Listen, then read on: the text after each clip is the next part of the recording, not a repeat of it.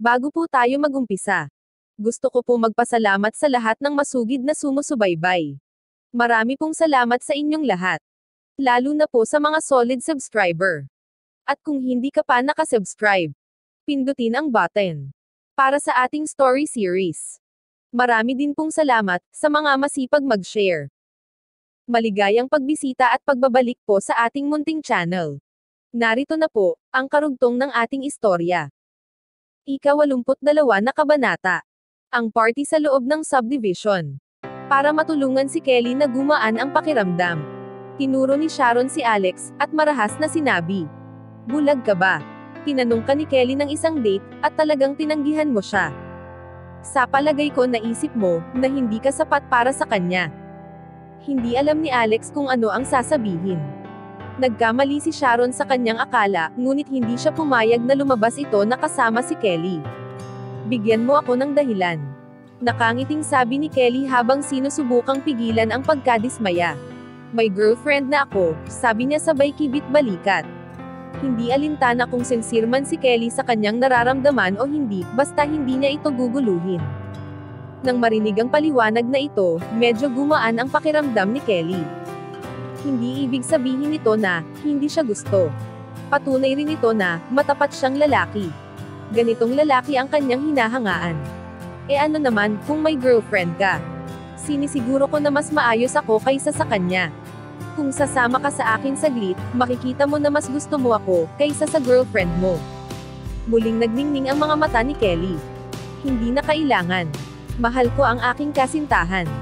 Sinabi ko na puprotektahan ko siya habang buhay. Nabuo sa isip niya ang mukha ni Debbie at napangiti siya. Nagulat si Kelly nang makita ang ngiti ni Alex. Totoo ito, at walang halong pagkukunwari. Gusto kong makilala ang iyong kasintahan, at makita kung gaano siya kaganda. Gusto kong makita sa sarili ko kung gaano mo siya kamahal. Sabi ni Kelly na may maliit na ngiti. Pero sa puso niya, alam niyang nagseselos siya rito.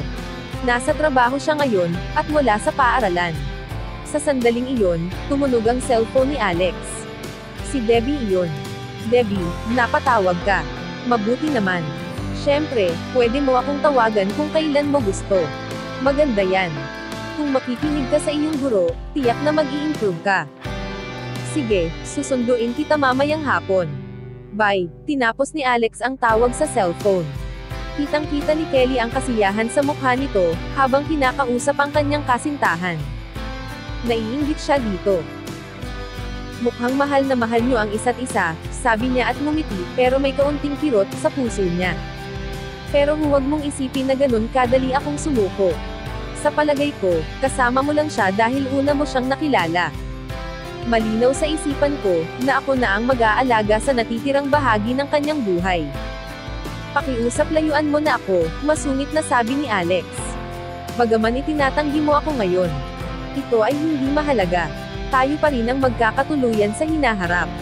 Nanatiling kalmado si Kelly, at kumpiyansa siyang ngumiti, ngunit sa loob-loob niya, ay medyo nahihiya siya.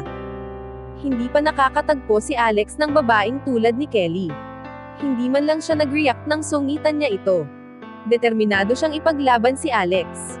Sa isip niya, inisip ni Alex kung paano siya makakawala kay Kelly. "Pakiusap, kalimutan at paalisin niyo na ako," desperado nitong wika. "Nagmamakaawa ka ba sa akin?" Pagmamalaking tanong ni Kelly. Nakatingin sa galit na mukha ni Alex. Ipinakita niya ang isang matalim na ngiti. "Gusto mong tigilan kita?" "Oo naman," sagot ni Alex, "ngunit kailangan mong mangako sa akin ng isang bagay." "Ano iyon?" Gagawin ni Alex ang lahat para umalis na si Kelly. "Samahan mo ako sa isang party, at sabihin sa lahat na boyfriend kita." Tinitigan niya ito sa mata, at nagpatuloy. "Huwag kang mag-alala, ito ay isang pagpapanggap lamang. Ngunit kailangan mong magpanggap sa lahat ng tao na nasa party." "Okay, gagawin ko," tumango si Alex, bilang pagsang-ayon. "Hindi mo ba sasabihin sa akin ang pangalan mo?" tanong ni Kelly. "Ako si Alex." Simple nitong wika. Tinanong rin ni Kelly ang kanyang numero sa cellphone. "Magkikita tayo bukas. Hintayin mo na lang ako sa entrance ng school nyo." Tumayo si Kelly, at kumaway sa kanya nang nakangiti. Nagpaalam din si Alex, at tumalikod na at umalis. habang pinapanood siyang umalis. Bahagyang napayuko ang ulo ni Kelly, habang nakangiti. Pumayag itong pumunta sa party kasama siya, at nakaramdam siya, ng labis na kasiyahan, sa kanyang sarili. Nakahinga ng maluwag si Sharon, nang marinig niyang sinabi ni Kelly, na gusto lang niyang magpanggap na boyfriend niya si Alex. Sabi niya kay Kelly, gumaan ang loob ko. Akala ko gusto mo talaga ang talunan na iyon. Sa kabutihang palad, mabuti na isip mo sa huli, na hindi kayo bagay. Gusto ko talaga siya. Sagot ni Kelly habang inaalala ang gwapong mukha ni Alex. Ano, hindi ba nangako ka na titigilan mo na siya? Kapalit ang kahilingan sa kanya, na magpanggap na iyong kasintahan sa party.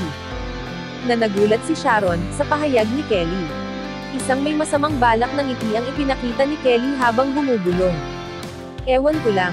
Pag nakasama niya ako sa party, marirealize din niya, na ako pala ang gusto niyang makasama. Suko na ako. Hindi mo talaga alam kung ano ang makakabuti para sa iyo. Walang magawang sabi ni Sharon. Tara na. Habang papaalis na sila, nakaramdam ng kirot si Kelly sa kanyang bukong-bukong. Ibinalik nito ang alaala ni Alex na minasahe ang kanyang mga paa. At may muling sumilay na ngiti sa kanyang labi. Sobrang saya ng pakiramdam ni Kelly. Sa nakalipas na 3 araw, ang mga karagdagan sa kanyang karaniwang aralin, ay medyo maayos na. Si Debbie ay nagsasanay na din sa pagpapractice sa Sunshine Music Company. Hindi na siya binubuli, at unti-unti na siyang nare-relax. Nakahinga ng maluwag si Alex nang makitang lumalago ang kanyang kumpiyansa. Sa araw ng party, inihatid ni Alex si Debbie sa Sunshine Music Company, at bumalik uli sa Campus University, nang makatanggap siya ng tawag mula kay Kelly. Sinabihan siyang pumunta sa gate ng school. Matapos tapusin ang tawag, mabilis siyang pumunta sa kanilang tagpuan, kung saan nakita niya si Kelly, na nagmamaneho ng BMW, at kumakaway sa kanya. Napatingin sa kanya si Sharon, na nakaupo sa passenger seat. Sabi nito, wala ka bang ibang damit na maisusuot? Alam mo naman kung ano ang iyong pupuntahan doon ngayon, di ba? Hindi sila titigil sa pagtawa kapag nakita ka nila. Paano kung hindi na ako pumunta? Sagot ni Alex. Hindi niya sineryoso ang mga sinabi ni Sharon. Wala rin siyang pakialam sa party, o kung ano ang iisipin ng mga tao tungkol sa kanya. Ayos lang, nakangiting sabi ni Kelly. Guwapo pa rin naman siya. Pumasok ka na sa kotse. Pumasok si Alex sa likuran ng kotse. At nagsimulang paandarin na ito ni Kelly. Nang huminto sila sa Green Island Garden District, napaisip si Alex, at nagtanong. Bakit ka tumigil dito? Ang party ay nasa distritong ito, matamis na sagot ni Kelly. Mauna na kayo, at pupunta ako para iparada ang sasakyan. Bumaba ng sasakyan sina Alex at Sharon. Tumingin siya sa paligid niya at sa isip niya. Ang swerte dahil pumunta si Debbie sa music practice ngayon. Baka hindi maging maayos ang sitwasyon kung makikita niya ang mga ito. Ngumuso si Sharon, nang makitang nakatingin si Alex sa kanya. Natatawa nitong sabi, tingnan mo, nakatitig ka sa mga magarang bahay. Hindi ka pa nakakapunta sa isang magandang lugar na tulad nito dati. Sinulyapan siya ni Alex, ngunit hindi ito umimik. Maganda ang suot ni Sharon ngayon. Mukha siyang mas sophisticated kaysa sa huling pagkakataon nang makita siya ni Alex. Makalipas ang ilang minuto, ipinarada ni Kelly ang kanyang sasakyan at naglakad papunta sa kanila. Napansin ni Alex na nakasuot din siya ng eleganteng damit. Ang kanyang buhok ay pinalamutian ng isang dark purple na ipit, at siya ay nakasuot ng mahaba at light na berdeng damit. Nakasuot siya ng high-heeled na sandals na lalong nagpaganda, at eleganteng tingnan. Mukha siyang Hollywood movie star, at hindi mapigilan ni Alex na humanga sa kanya ng panandalian. Let's go, nakangiting sabi ni Kelly nang makitang natigilan si Alex. Naglakad silang tatlo papunta sa entrance ng residential complex. Nakasara ang gate ng residential complex, at tanging mga residente lamang ang may keycard ang makakapasok. Naghintay sila ng matagal pero walang lumabas. Nagsimulang mag-alala ang mga babae. Naisip ni Alex na parang siya lang ang tanging pag-asa para makapasok. Dahil nandito na lang rin kami ngayon, ako na lang ang gagawa ng paraan. Inilabas niya ang kanyang card, at inilagay ito sa sensor. Tuluyan nang bumukas ang pinto ng may beep. Nanlaki ang mga mata ni Kelly, habang nakatingin kay Alex. Tinanong niya ito, paano ka nakakuha ng security card para sa lugar na ito? Sa isip niya, si Alex ba, ay residente ng Green Island Garden. Ngunit ito ay isa sa mga nangungunang lugar ng tirahan sa New York City. Hindi inaasahan ni Alex ang ganoong klase ng reaksyon mula kay Kelly. Nagsisi siya, na ipinakita niya na mayroon siyang keycard, ngunit wala siyang magagawa ngayon. Tumango lang ang nagawa niya. At sumagot siya, dito talaga ako nakatira. Kalokohan, bulalas ni Sharon. Alex, umaasa ka talaga, na maniniwala kami na may bahay ka dito. Ginagawa mo ba kaming tanga? Kahit ang pinakamurang bahay sa Green Island Garden, ay nagkakahalaga ng mahigit sa 1 milyon. Paano mo kayang makabili nito? Nakakunot ang noo ni Alex habang nakatingin sa kanya. Nagpatuloy siya. Hindi mo siguro alam. Pagkatapos mong umalis noong isang araw, pumunta kami ni Kelly sa room mo, at tinanong ang mga kaklase mo tungkol sa iyo. Ngumiti si Sharon kay Alex, na diretso ang tingin nito sa kanya. Ang iyong tuition fees ay binabayaran ng poverty fund ng inyong school. At ang iyong mga gastusin sa pamumuhay, ay galing lahat sa mga part-time na trabaho mo. Ang mga damit mo ay luma na, at ang iyong cellphone ay second-hand pa. Nagtanong mabuti sina Sharon at Kelly tungkol kay Alex. Marami silang nalaman tungkol sa kanya. Ngunit hindi ito ang buong katotohanan. Inaasahan mong maniniwala kami, na nakatira ka sa Green Island Garden. Sa tingin mo ba ganun lang kami kadaling lukohin, o sadyang wala ka talagang utak? Diretsyong tanong ni Sharon. Napalunok si Alex. Totoo ang mga sinabi niya, ngunit hindi rin siya nagsisinungaling. Mayroon nga talaga siyang villa, sa Green Island Garden, at ito ang pinakamahal na villa sa complex. Pinigilan ni Kelly si Sharon na magpatuloy. Masyadong masama ang kanyang mga salita. Pero totoo ang mga sinasabi niya. May kislap pa rin, at umaasa si Kelly na totoo ang mga sinasabi ni Alex. Gusto niyang maniwala na hindi nagsisinungaling si Alex sa kanya. Kelly, huwag kang ang maingay. Sa palagay ko na nagtatrabaho siya ng part-time sa compound na ito, kaya mayroon siyang keycard. Tumawa si Sharon, at tinuro ang opisina na malapit sa pintuan. Tumingin siya kay Alex at sinabing, paano kaya kung pumunta tayo, at magtanong sa opisina? Kung ikaw nga ay residente ng bilyang ito, siguradong makikilala ka nila. Hindi kumibo si Alex. Wala siyang pakialam kung ano ang iniisip ni Sharon o Kelly sa kanya, kaya bakit pa gagawing komplikado ang mga bagay.